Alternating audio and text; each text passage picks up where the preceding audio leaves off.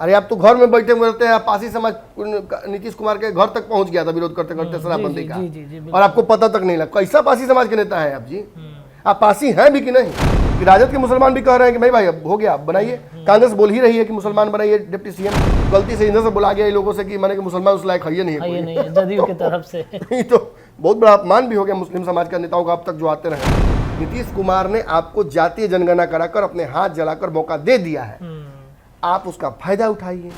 सबसे लंबी लड़ाई विश्व की और इतिहास की ये लड़ी जाएगी। विश्व कहां जा रहा है? तीसरा विश्व युद्ध चल रहा है। यूक्रेन और रसिया जो आपस में कर रहे हैं, और रसिया जो यूक्रेन के साथ कर रहा है, इसकी वजह से भारत ने अपनी दोस्ती समाप्त कर ली रसिया के साथ। कि भारतीय मुसलमानों के साथ भी ऐसा हो सकता है। वक्त आ गया है कि पूरे विश्व से कट्टरपंथ समाप्त। तुम भी अगर ज्यादा तेज बनोगे तो ऐसे ही दबाव जाओगे, ऐसे ही कर देंगे तुम्हारे साथ। नमस्कार, पंचनामा देख रहे हैं आप, जहां पर हम करते हैं खबरों की चीड़फाड़। बिहार के राजनीति में जो स्थितियां पैदा हो रही हैं वर्तमान में, बिहार की जो जाति समीकरण आई उसके बाद से चर्चाएं कई तरह की चल रही हैं। जातीय समीकरण के बीच नीतीश अपनी अलग तरीके की राजनीति की तरफ अपना रास्ता मोड़ रहे हैं, तो महागठबंधन में आरजेडी कुछ अलग प्लान कर रही है। लेकिन इन सब के बीच में आज देखिए भारतीय जनता पार्टी की तरफ से एक कोर कमेटी की बैठक जो है वो की गई। चूंकि अमित शाह का भी रैली बिहार में होने वाला है, लेकिन चर्चाएं कोर कमेटी की बैठक में इस बात को भी लेकर के हो सकती है कि नीतीश कुमार ने जिस प्रकार से जाति आधारित जनगणना कराई उसका कांट भाज कैसे किया जाए। अगर नीतीश कुमार को एनडीए में आने का रास्ता साफ भी किया जाएगा तो वो कैसे होगा, तमाम चर्चाएं चली होंगी। अंदर खाने से जो तस्वीरें आई उस पर बीजेपी के शीर्ष नेतृत्व के लोग भी बैठे हुए थे। पंचनामा आज का हमारा इसी से मिलता जुलता रहेगा। इस पे हम चीड़फाड़ करेंगे कि अगर ये काम कर दे मोदी तो नीतीश खुद कराएंगे भाजपा की सत्ता में वापसी। कैसे कराएंगे, चलिए पंचनामा में अपने डॉक्टर नमन मिश्रा सर के पास चलते हैं और खबरों पर चीड़फाड़ कराते हैं। सर, चर्चाएं चल रही हैं कि कौन सा काम ऐसा करवा दिया जाए कि नीतीश कुमार रास्ता साफ कर देंगे एनडीए में आने का। देखिए, क्रिकेट में, राजनीति में टाइमिंग, लक बहुत इंपॉर्टेंट होता है जी। आप देखते हो क्रिकेट में कि बढ़िया बढ़िया बैट्समैन जीरो पे आउट हो जाते हैं, कुछ नहीं कर पाते हैं, बॉल ऐसी मिल जाती है कि मैंने चाह कर भी, और होता है किसी पिछले बल्लेबाज को फुल टॉस मिल जाए, सीधा क्राउड में छक्का, भी लंबा छक्का। इसका मतलब ये थोड़ी कि जो बैटिंग करने आए थे जीरो पे आउट चले गए वो खराब बैट्समैन है। टाइमिंग और लक भी बहुत महत्वपूर्ण होता है। लालू यादव एक बढ़िया यादव नेता, पिछड़ों की आवाज उनको कहा जाता है। टाइमिंग उनके साथ बहुत परफेक्ट था। उस जातीय समीकरण में फिट बैठना, उस समाज से ही आना और उस वक्त ही आना, ये उनके लिए बहुत कारगर हुआ। आपको पता है कि एक फोन से वो बने थे मुख्यमंत्री बिहार के। बिल्कुल बिल्कुल। तो ये टाइमिंग बड़ा उनके लिए परफेक्ट था। अब नीतीश कुमार ने एक बहुत बड़ा, सबसे बड़ा मुझे लगता है राजनीतिक दाव बिहार में अब तक का खेला है, जातीय गणना कराकर। आंकड़े निश्चित तौर पर नीतीश कुमार को परेशान करने वाले हैं। परेशान नीतीश कुमार क्यों होंगे?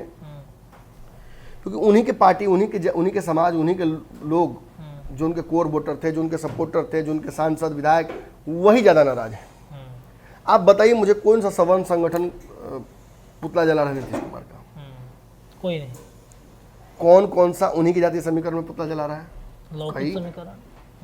तेली, कुशवाहा, माली, जी, ये उनके वोटर हैं। बिल्कुल बिल्कुल बिल्कुल। चंद्रवंशी, ये उनके वोटर हैं जी। और अब तो ये मुकेश सहनी की तरफ से भी बयान आ गया कि हम लोग अलग अलग करके दिखाने के एक साजिश की गई। मतलब माली, तेली, चंद्रवंशी, मुसलमान सब नाराज है। सवर्ण भी अपनी नाराजगी अपने घर में सीमित रख के रखे हुए हैं।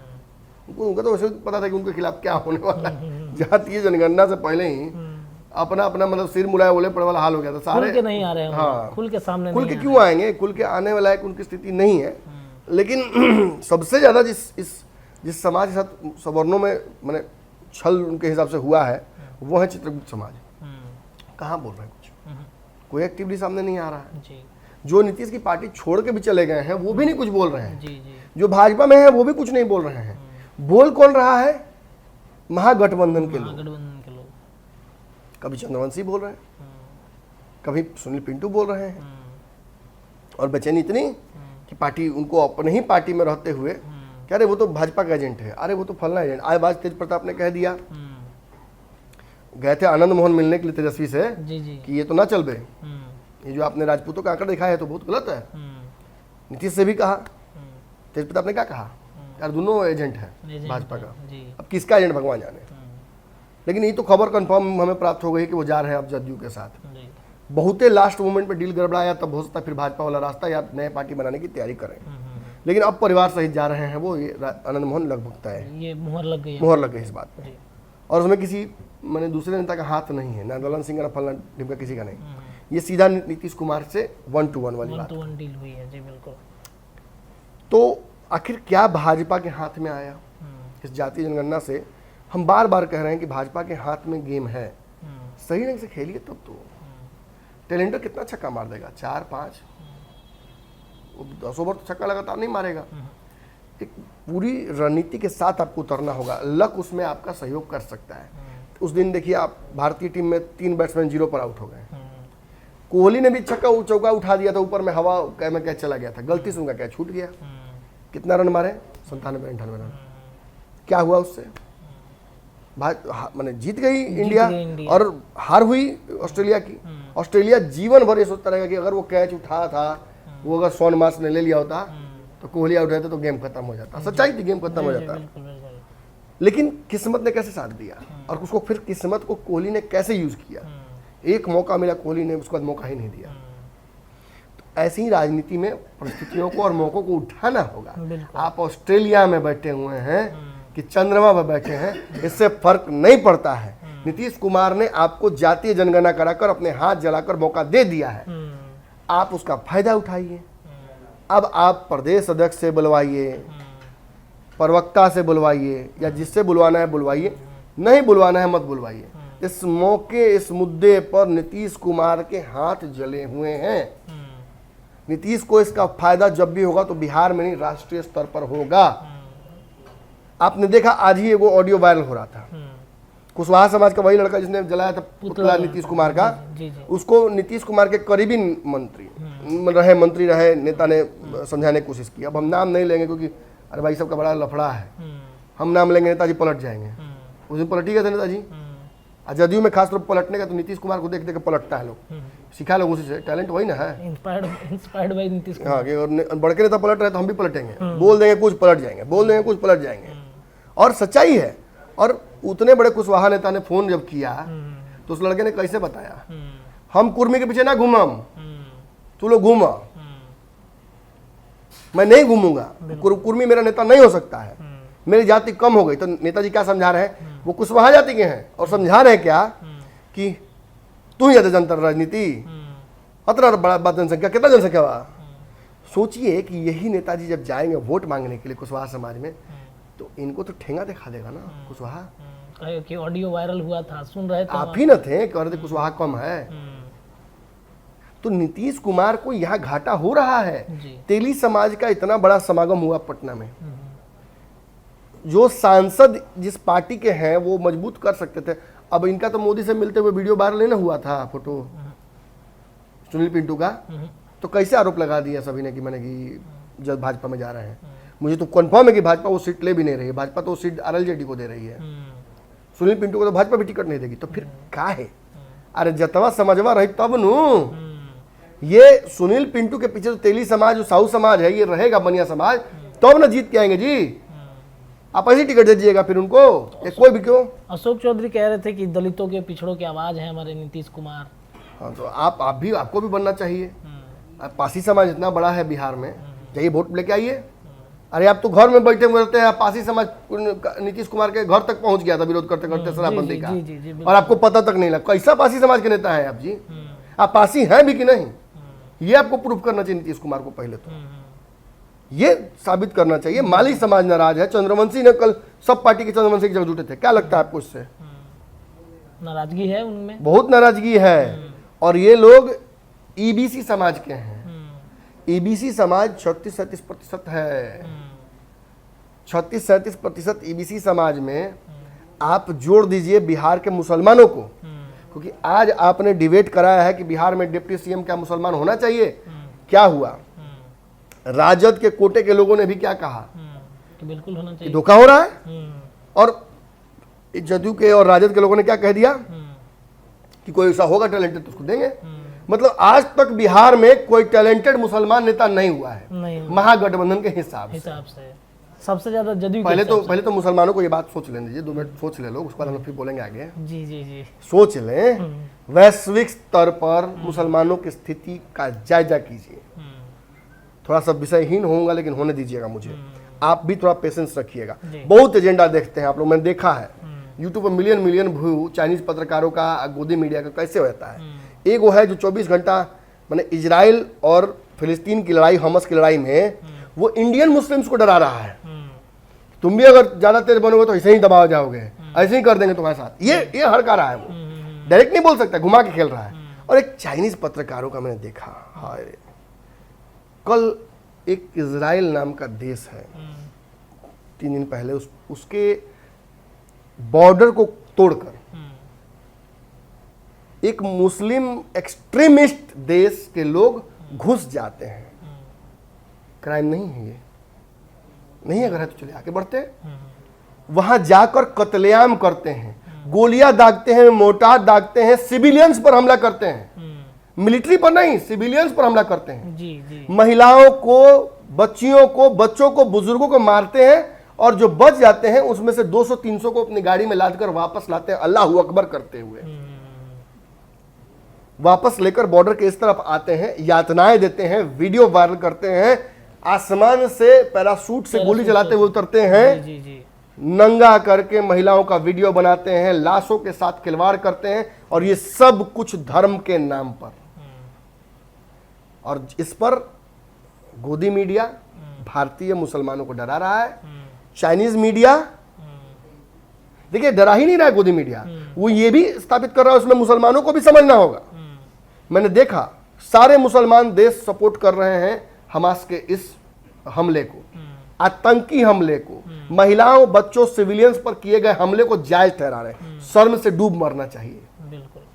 और भारतीय मुसलमान जो सबसे उदार मुसलमान पूरे दुनिया में कहा जाता है, जिसको बाकी सऊदी और वहां के मुसलमान अपने बराबर का नहीं समझते हैं, लेकिन बौद्धिक स्तर पर वो सबसे बड़ा है, क्योंकि वो रहना जानता है, वो जानता है कि उसके इस्लाम की जो उसमें किताबें लिखी गई हैं उसमें ये नहीं कहा, कोई भगवान ने ये नहीं कह सकता है कि कोई तुम्हारे धर्म को नहीं मानता है तो उसको मार दो।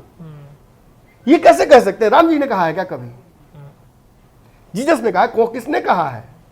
किस किताब में लिखा हुआ भाई कि मेरे धर्म को नहीं मानता तो मैं उसे मार दूंगा, मेरे धर्म का अपमान करता तो उसे मैं मार दूंगा? कहां लिखा हुआ है? आप खुद से अपने प्रीचर बन जाते हैं, खुद से अपने पंडित, पादरी, नॉलेजेबल, सबसे बड़े अपने धर्म के नेता आप खुद बन जाते हैं, और स्थितियां फिर ऐसी होती हैं। मैं आगे बस समझाता हूं आपको। पहले मैं समझा दूं कि गोदी मीडिया और ये कर क्या रहे हैं। समझना है समझिए, नहीं समझना मत समझिए। मैंने कोई ठेका नहीं ले रखा है, मैं बस चूंकि एक समावेशी हूं तो मैं ये बात कहता रहता हूं। अभी बन रही हैं उस पर। तो गोदी मीडिया इंडियन मुस्लिम्स को उन मुस्लिम से जोड़ने की भी कोशिश करता है कि ये भी खुश हो रहे होंगे ना, अरे जेरूसलम में वहाँ अल-अक्सा मॉस्क है, मॉस्क में कैसे घुस गया गैर इस्लामिक। हमारे यहाँ तो रोज जाते हैं, हमारे यहाँ तो हिंदू जाकर चादर चढ़ाते हैं मजारों पर, हमारे यहाँ फुकवाने बच्चों को ले जाता है पादरी जी से, मौली जी से, लीजिए फूक दीजिए, दवाई ताबीज बना के देते हैं। हमारी यही न संस्कृति है जी। हमारे मुस्लिम क्या एक्सट्रीमिस्ट हैं? नहीं है। तो वो रोज आप खुशी खुशी नहीं रहते हैं। यही हो रहा होता कि बांग्लादेश से खींच रहा है और उसका सपोर्ट कर रहा है इंडियन मुस्लिम, यही ना होता? नहीं होता है। फौज में आपके मुस्लिम बैठे हुए हैं और वो बिना सोचे समझे लाते किस जाति किस धर्म का ऐसे गोली चलता है। पाकिस्तान से जीतते हैं आप, बांग्लादेश को लिबरेट आपने कराया। आज जो इजराइल की स्थिति है वो आपकी होती, एक तरफ ईस्ट पाकिस्तान, एक तरफ वेस्ट पाकिस्तान, अब बीच में आप, जैसे एक तरफ गाजा स्ट्रिप, एक तरफ वेस्टर्न गाजा, अब बीच में इजराइल। तो आपके पूर्वजों ने अच्छा काम किया ना। आप गांधी जी को 10 गाली देते हैं, आप नेहरू को गाली देते हैं, आप भूल जाते हैं अपने ही नेताओं द्वारा किए गए अच्छे कार्यों को। खैर हम उसमें भी नहीं पड़ेंगे।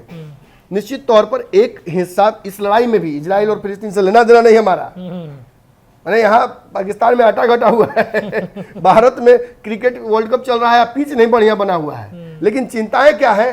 तो आधा लोग इजराइल की तरफ हो गया है और आधा लोग को मीडिया साबित करने में लगी हुई है कि वो छाती पीट रहे हैं फिलिस्तीन के लिए। फिलिस्तीन ने जो किया है और जो हमास ने किया है, शांति थी ना, जी सब कुछ चुपचाप था। बिल्कुल बिल्कुल। किसने गलती की? बॉर्डर तोड़कर घुसकर सिविलियंस पर हमला किसने किया? ये मौका इजराइल और पूरे दुनिया को किसने दिया कि वो थू करे? और आज भी जान लीजिए, मैं आपको मैप जरा दिखा दूं, मैं समझाऊं आपको परिस्थिति की क्या चल रहा है। तो एक तरफ जहां गोदी मीडिया ये कर रहा है, वहीं चाइनीज मीडिया वो ये साबित करने में लगा हुआ है कि भारतीय मुसलमानों के साथ भी ऐसा हो सकता है। वो ये साबित करना है कि भारतीय मुसलमान दबाए हुए हैं। वो ये साबित करने में लगा हुआ है कि वहां के फिलिस्तीन के मुसलमान भी दबाए हुए हैं। वो ये साबित करने में लगा हुआ है कि इजराइल जो 4-5 तरफ से घिरा हुआ है मुस्लिम देशों से, एक्सट्रीमिस्ट मुस्लिम देशों से, वो शोषित नहीं है, वो शोषक है। Welcome to Israel India version.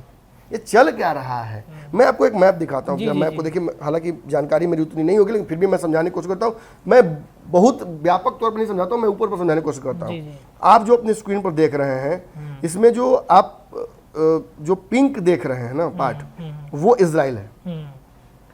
Israel के बीचों बीच आप देख सकते हैं कि एक तरफ जहां इजराइल के जो भूमध्य सागर है, जिस तरफ, उस तरफ देख सकते हैं छोटी सी एक पट्टी है, गाजा स्ट्रिप लिखा हुआ है। यही वो जगह है जहां से इन्फिल्ट्रेशन शुरू हुआ। आप ये जान लीजिए कि इजराइल गाजा पट्टी जो दोनों तरफ आप ईस्ट और वेस्ट देख रहे हैं, दोनों तरफ बिजली और तेल और जो खाद्य सामग्री पहुंचाने का काम इजराइल का ही है। अच्छा। और यहीं से इन्फिल्ट्रेशन इजराइल में होता है, और यहीं पे रखे हुए हैं आज भी इजराइल के लोग जो वहां से सिविलियंस को उठाकर ले गया है। अब हमला तो कर दिया गया। अब इस हमले में आप जस्ट समझ लीजिए स्थिति, एक तरफ इजिप्ट है, नीचे ऊपर आप देखिए लेबनान है, सीरिया है, जॉर्डन है, और जॉर्डन के लेफ्ट राइट में, चूंकि इस मैप में नहीं है, मैं दूसरा मैप दिखाता हूँ आपको, ईरान इराक है, नीचे सऊदी अरेबिया है, फिर लीबिया है इस तरफ, और ऊपर तुर्की है। आप समझ लिए कि तुर्की, सीरिया, इराक, ईरान, जॉर्डन को मैं इसमें थोड़ा रिलीफ देता हूं, लेकिन इसके अलावा ये जितने लेबनान उमनान बाकी देश हैं, ये सभी मिलकर इजराइल पर एक साथ हमला कर रहे हैं। इस रणनीति का ये सभी हिस्सेदार हैं। और आप जान लीजिए कि हिमाकत देखिए कि ईरान इराक दोनों ये जॉर्डन से, जो कि सटा हुआ बॉर्डर इजराइल से, उससे पैसेज मांग रहे हैं कि हमें भी इस युद्ध में शामिल होने दो। आपको लगता है कि इससे मानवता को शर्मसार नहीं होना चाहिए? बिल्कुल। क्या महिलाएं और बच्चों का जो तस्वीर और वीडियो वायरल हो रहा है इजराइल का, कि उनके नागरिकों के साथ जो हुआ, क्या उस देश को अपने नागरिकों की सुरक्षा करने का अधिकार नहीं है क्या? बिल्कुल है। कोई चाइनीज पत्रकार तय करेगा क्या? कोई गोदी मीडिया तय करेगी क्या? इजराइल आज अपनी आत्मरक्षा में जो कर रहा है, इसे ब्रिटेन, अमेरिका सहित कई राष्ट्रों का, भारत सहित कई राष्ट्रों का समर्थन प्राप्त है, जो कि न्यायोचित है।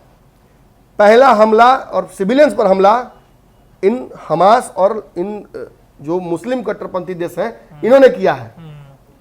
अल अक्सा मॉस्क को लेकर ही सारी लड़ाई होती है। अल अक्सा मॉस्क किसका होना चाहिए? जिसकी सबसे पहले पुरानी क्लेम, जो लॉन्गेस्ट क्लेम जिसका होगा उसका होगा। हम यहाँ बैठ के मैंने अमेरिका और यूक्रेन का, रसिया का युद्ध समाप्त करने नहीं बैठे हैं, लेकिन जो जायज है वो बताने आपको बैठा हूं। बिल्कुल। सबसे पुराना धर्म विश्व में यहूदी धर्म है। 4 बार यहूदियों का शासन रहा इजराइल में, जेरूसलम में, और चारों बार कभी इस्लामिक कट्टरपंथ, कभी जो क्रिश्चियन कट्टरपंथ, इन्होंने इस जगह को छीन लिया। आखिरी बार सेंट वैलेंटाइन का एक शासन था यहाँ पे, उससे भी इसको छीन लिया गया। कई बार इस जगह पर कब्जा किया गया। जैसे हमारे यहाँ एक विवादास्पद जगह था जहां पर राम मंदिर बन रहा है, जो 1 तारीख को कंप्लीट हो जाएगा। इस देश की लार्जर पॉपुलेशन जो है, उसके सेंटिमेंट को देखते हुए, और सबसे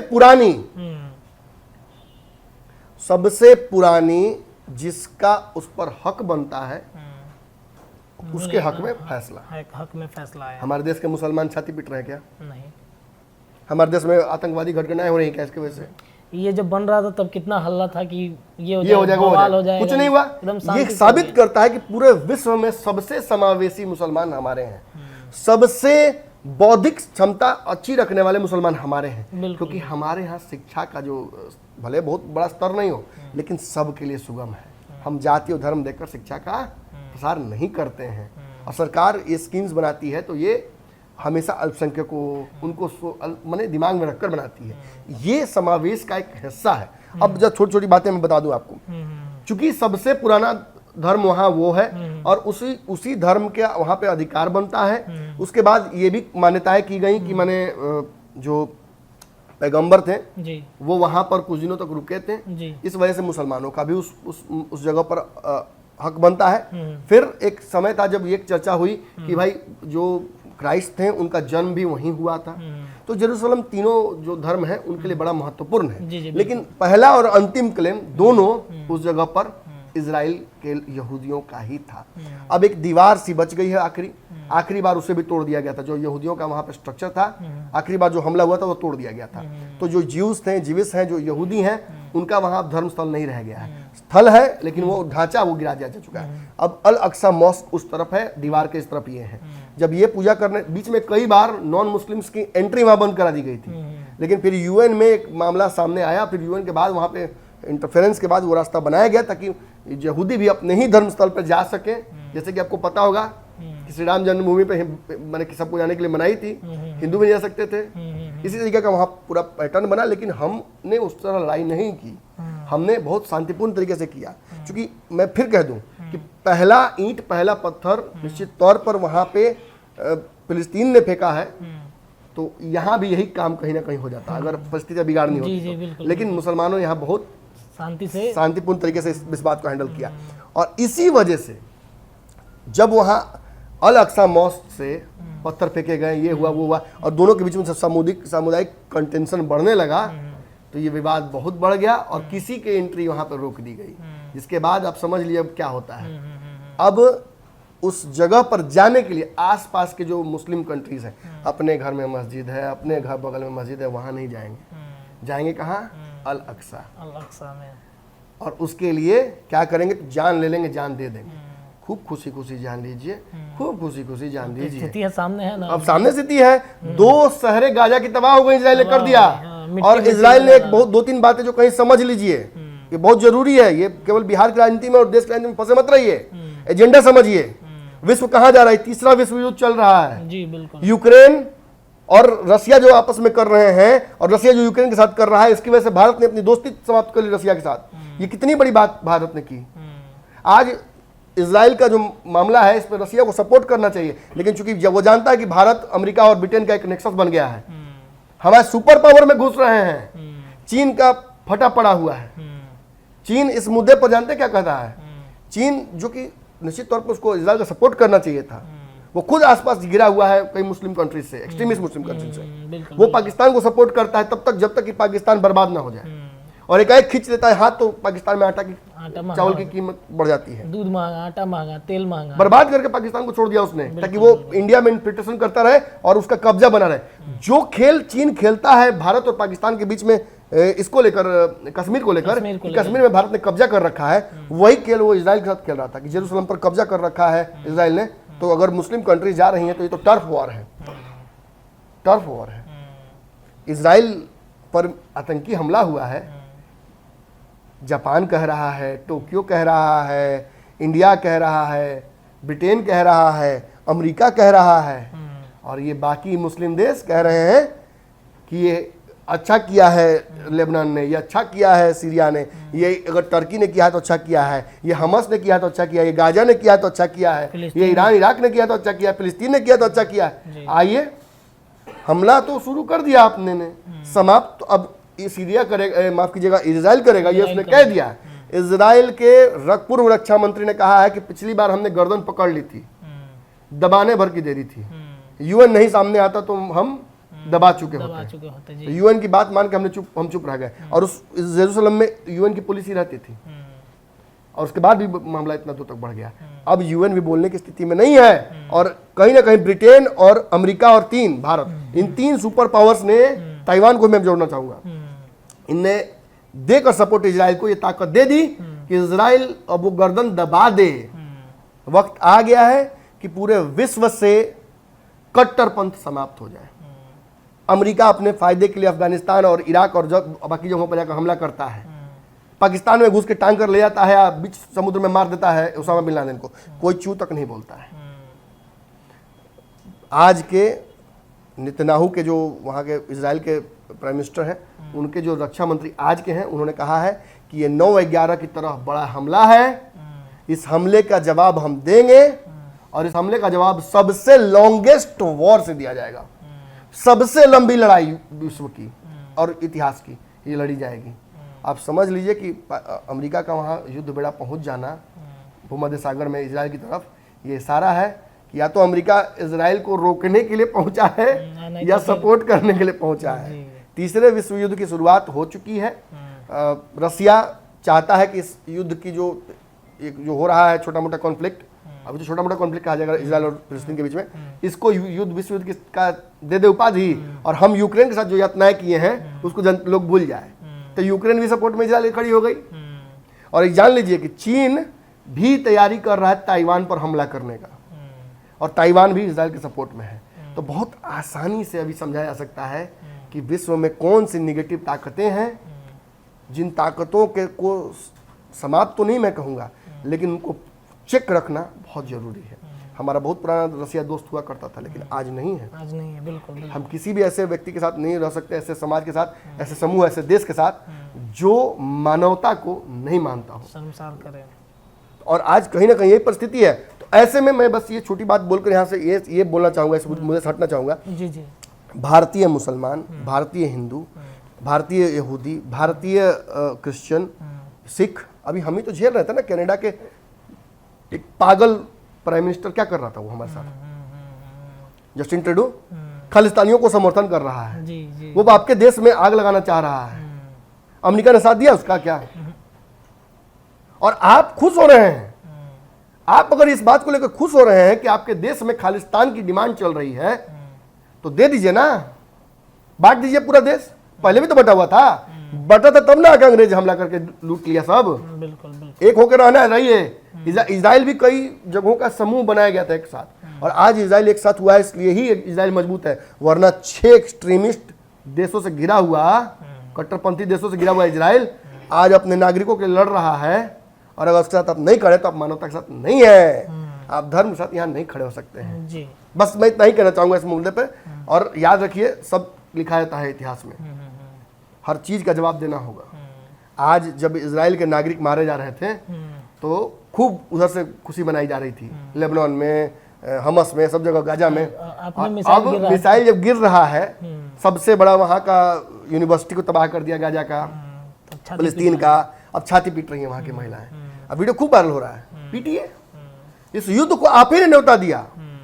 आप अपने घर में शेर और बाघ को बुलाकर बैठा लीजिएगा और दरवाजा बंद कर लीजिएगा अंदर से, तो क्या शेर बाघ माने उस चीज के लिए आगे की जो घटनाएं होंगी उसके लिए माने दोषी है? आप दोषी हैं। आपने घुसाया, आपने बिठाया और आपने दरवाजा बंद कर लिया। आपने देखना तक जरूरत नहीं समझा कि खिड़की रोशनदान भी छोड़ देते ताकि शेर नहीं भागे तो हम ही भाग जाते उसमें निकल। कम से कम मामला शांत होता, लेकिन आपने तो न्योता दे दिया युद्ध। खैर ये बातें तो वैश्विक स्तर की थी। आई होप कि जो दर्शक हमारे बाहर के हैं वो इस बात को समझेंगे और इस चाइनीज और गोदी के चक्कर में नहीं पड़ेंगे। ये बहुत खराब है, इस लफड़े में पढ़ना बहुत मुश्किल है। अगर पढ़ गए तो फिर निकलना उससे भी मुश्किल है। बिल्कुल। हम बस आपको आगाह करने आए थे, अब हम इस पर चर्चा बहुत नहीं करेंगे। हाँ, ईबीसी समाज का एक बहुत बड़ा वोट बैंक है। इस वोट बैंक को अगर भाजपा, जो कि ट्रेडिशनली भाजपा को वोट करता रहा है, ऐसा नहीं है, मैं आपको कहता हूँ, बनिया समाज आता है, पूरा समाज में भाजपा को वोट कर देता है। कुछ हिस्सा इसका जरूर तोड़ के ले जाते हैं, लेकिन अब आप समझ लिए कि सुनील पिंटू एक नाजिर बन जाएंगे, चंद्रवंशी समाज एक नाजिर बन गया, माली समाज आपके विरोध में ही खड़ा है। पृथ्वी माली ने उसका पूरा एग्जाम्पल सही तो दिया है का। अब मलाह आपके खिलाफे हैं। अब पृथ्वी माली और मुकेश सहनी किधर जाएंगे ये भी सबकी नजर रहेगी। विद्यापति चंद्रवंशी किधर जाएंगे इस पर सबकी नजर होगी। लेकिन फिलहाल सबका ओरिएंटेशन अब एनडीए की तरफ है। एनडीए को भी इस अपॉर्चुनिटी को समझना पड़ेगा। मैं यही कह रहा हूँ कि मोदी को अपनी इस गलती से सुधार करना पड़ेगा, समावेशी होना पड़ेगा, इन नेताओं को जगह देना होगा पूर्व में जो मालिक से धोखाबाजी किया है, चंद्रवंशी के धोखाबाजी किया है, या जिस तरीके से मुकेश सहनी का बिहार में देखे थे आपने ना क्या हो गया था, जी जी जी जी जी पार्टी तबाह करने पार्टी तबाह करने की कोशिश की। वो भाजपा को उससे उस गलतियों से सीख लेनी होगी और सुधार करना होगा। वरना नीतीश कुमार ने तो ऐसी रणनीति बना दी है जिससे भाजपा ही अपने आप सत्ता में वापसी हो जाए बिहार में। एक मौका बीजेपी को भी मिला है नीतीश के साथ। बिहार के मुसलमान गुस्साए हुए हैं। हाँ। कई क्षेत्रों में तो मुसलमान आपको वोट नहीं करेंगे जी, मैं लिख के दे रहा हूँ, टूटेगा मुसलमान वोट, और गोपालगंज इसका एग्जाम्पल है। बिल्कुल बिल्कुल बिल्कुल। और आपको इसका नुकसान होगा महागठबंधन को, तो इसका फायदा लेने के लिए भाजपा को खड़ा रहना पड़ेगा ना, कि अभी भी गलती ही करते रहेगा। अपने मौका तो मिल गया बिहार के भाजपा के लोगों को, बिल्कुल मोदी जी छोड़ दिए थे कि इसका कुछ नहीं हो सकता है। अब मौका मिल गया, मौका मिला, अगर भजा ले तो ठीक है। ईबीसी का एक बहुत बड़ा जनसंख्या है, उसमें 17% आप जोड़ दिए मुसलमान, तो कितना बड़ा हो जाता है। बिल्कुल, इतना तो अगेंस्ट चला जाएगा सीधा महागठबंधन। मैं नहीं कहूंगा भाजपा को वोट दे देंगे, अगेंस्ट जा रहा है ना महागठबंधन के। बिल्कुल, उसका फायदा उठाइए। आज भी चर्चा में बातें आ ही गई थी जी, बिल्कुल मैं वही कर रहा हूँ। आपकी चर्चा में तो मैं सुना कि राजद के मुसलमान भी कह रहे हैं कि भाई भाई अब हो गया, बनाइए। कांग्रेस बोल ही रही है कि मुसलमान बनाइए डिप्टी सीएम, और गलती से इधर से बोला गया लोगों से कि माने कि मुसलमान उस लायक है ही नहीं ये नहीं है जदयू की तरफ से। है। तो बहुत बड़ा अपमान भी हो गया मुस्लिम समाज के नेताओं का अब तक जो आते रहे हैं। जी चलिए, तो नीतीश कुमार ने जाति आधारित जनगणना करके मोदी के लिए एक रास्ता जरूर खोला है बिहार में। अगर उस रास्ते को नरेंद्र मोदी ने, बिहार बीजेपी ने पकड़ लिया तो एक बड़ा फायदा हो सकता है। नीतीश और तेजस्वी का, नीतीश और जिस तरीके से अब एनडीए गठबंधन में आने का जो रास्ता है वो अगर बीजेपी समझ जाती है तो शायद बहुत बड़ा फायदा होगा। फिलहाल पंचनामा में पूरी तरीके से चीरफाड़ इस खबर पर कर दी गई है। जुड़े रहिए, अपनी राय रखिए, देखते रहिए पंचनामा। बहुत बहुत धन्यवाद।